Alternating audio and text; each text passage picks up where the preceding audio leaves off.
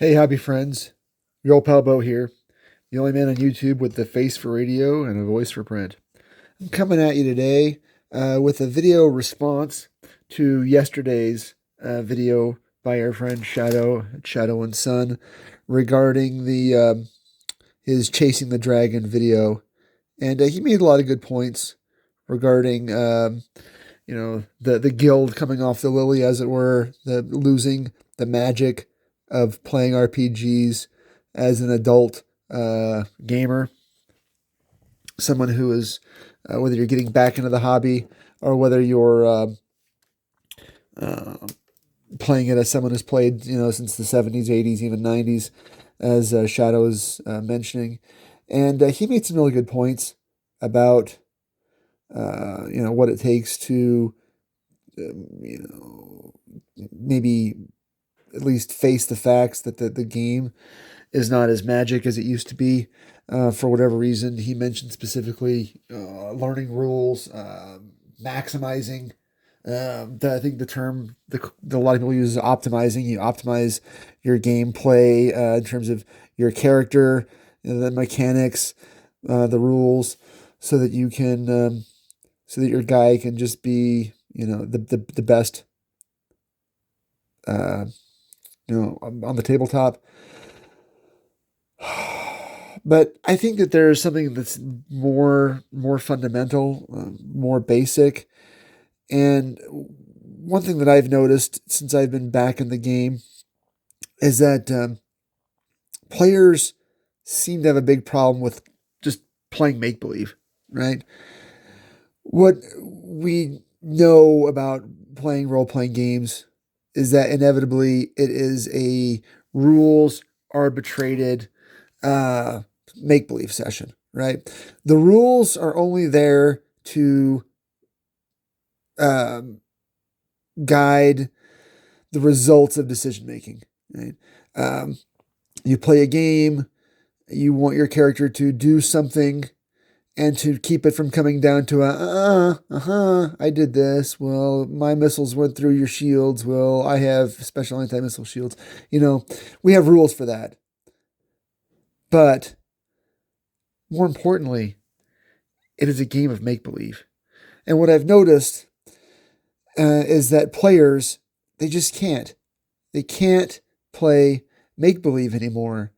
And so it comes down to this meta, this outside of character talk, outside of character play, where players at the tabletop, will talk about rules. They'll talk about mechanics.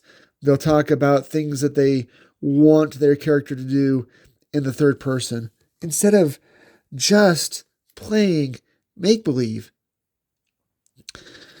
And so, Shadow talks about recapturing the magic of your earliest game sessions, recapturing the magic of your youth, and trying to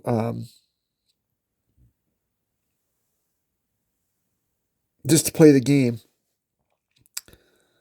Well, the problem that you're having is that regardless of the rules, you're not playing make believe.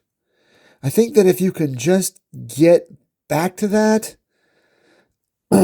you're going to have a lot easier time with any game that you're playing. Whether you're playing, I don't, again, the system is irrelevant. When you're playing a role playing game, be the character. In my written reply to Shadow's video, I said, look, be the rakish thief, be the valiant knight, be the wise sage. By actually becoming that character, you're going to go a long way to getting that magic back on the tabletop. And it really um, it goes beyond being just irksome. It really hurts my feelings that we can't can't do it, won't do it. Uh,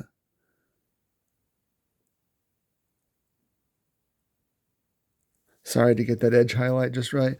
We can't just play the game in the first person. Become the character, sit and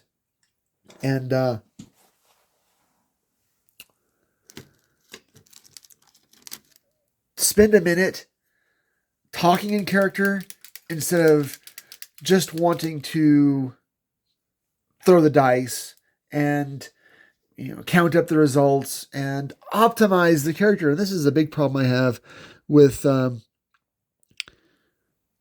optimization as a principle in role-playing games. It pulls us away from the immersion to try to exude that very last +1. And Shadow even mentioned it in his video. We spend so much time reading all the rules and memorizing all the rules and understanding every part of the rules. And unfortunately, in doing that, we take ourselves, ironically, again, we try to be in the game so much that we end up pulling ourselves out of the game instead of just playing pretend. Care a little bit less about the mechanics and care a lot more about trying to be the character. Shadow entitled his video Chasing the Dragon, and that's got a couple different meanings, but in this case, we're using it to either chase an unattainable goal or maybe to bring back that very first experience. No matter what you've done, nothing that you do will ever equal that very, very, very first experience when it was just absolutely brand new.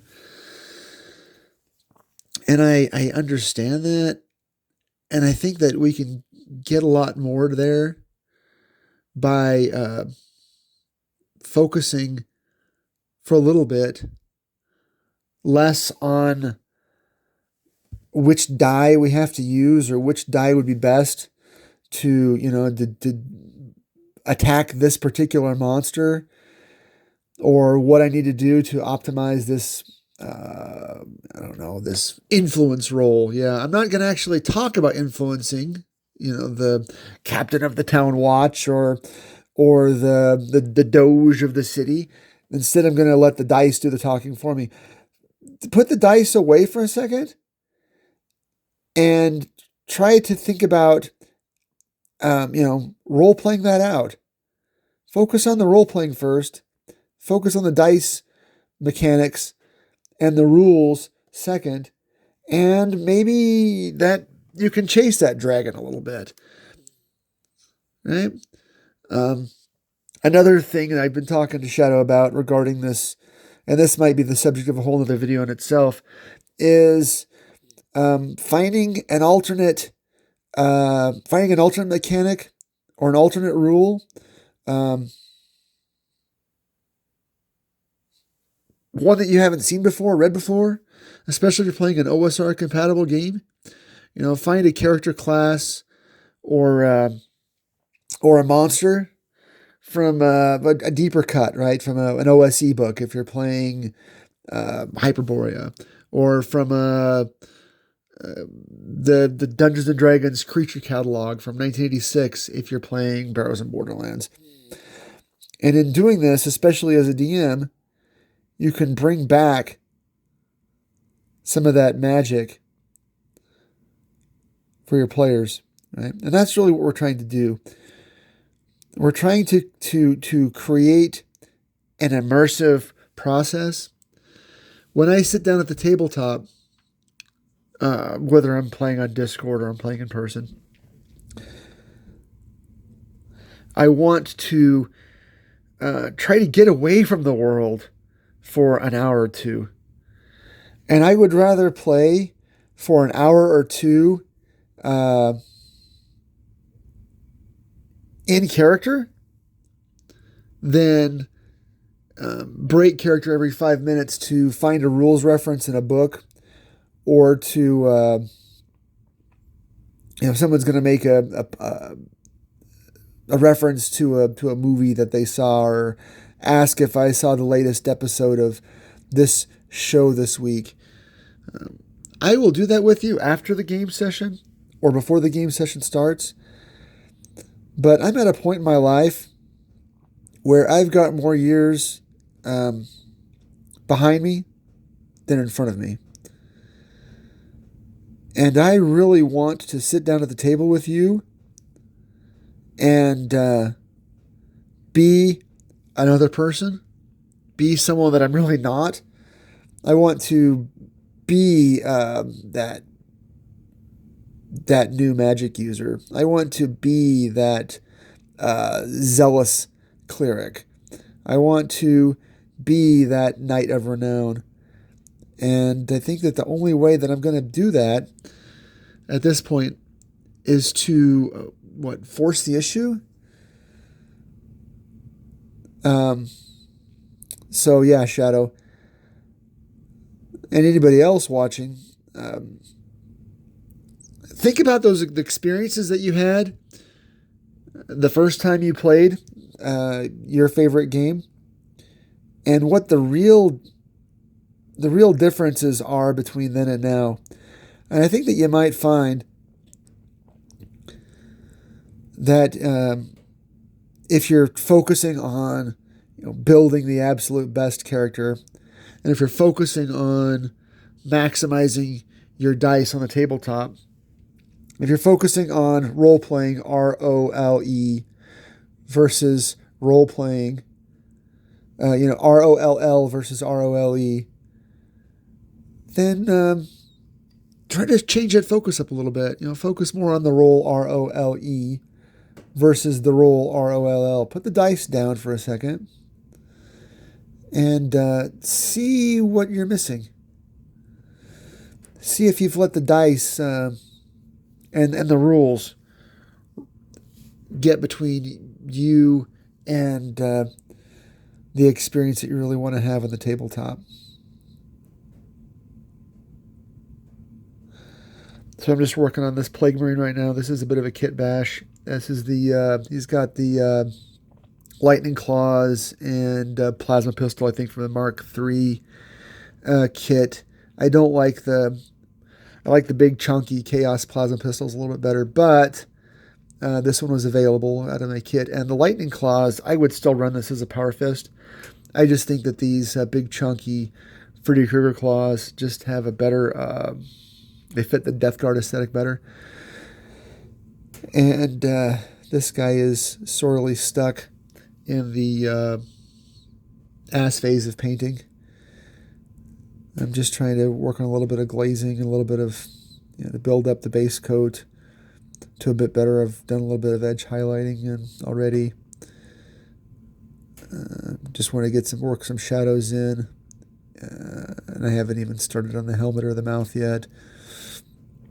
I've got so many of these guys that are various stages of kit bash, and trying to paint this guy up with more of a 30K Death Guard feel, more of a cream color. He's really sickly green right now, but there will be a series of glazes and brown washes that hopefully will bring it up to a bit more of a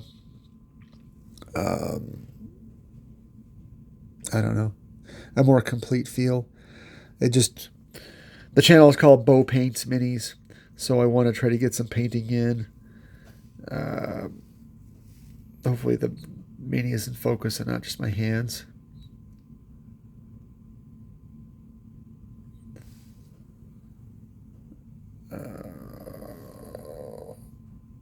There you go.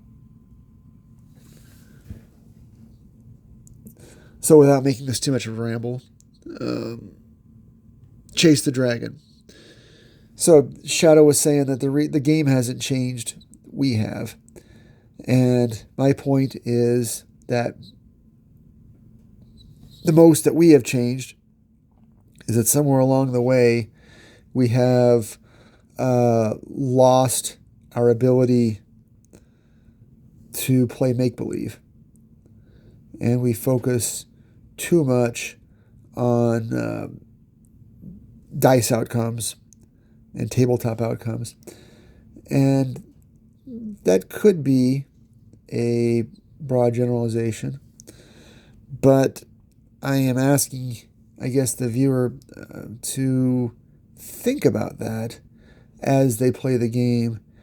And if you're not having the tabletop experience that you want, why not? And what could you do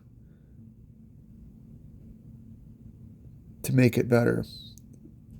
What would make your tabletop experience better for you in chasing that dragon? And I would guess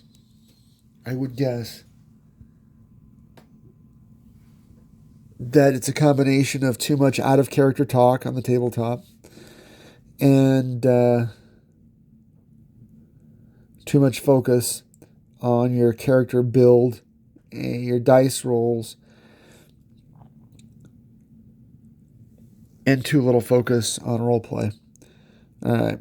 Those are just my thoughts. Again, this is a response mostly to Shadow and Sun's video yesterday.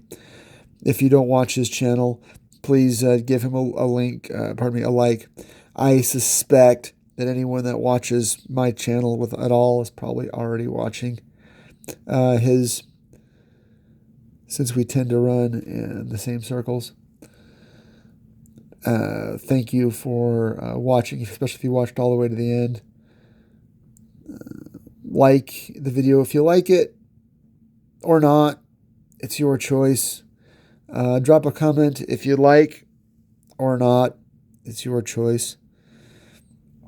Please, like my friend Voldemort says, take some time this week to have some fun.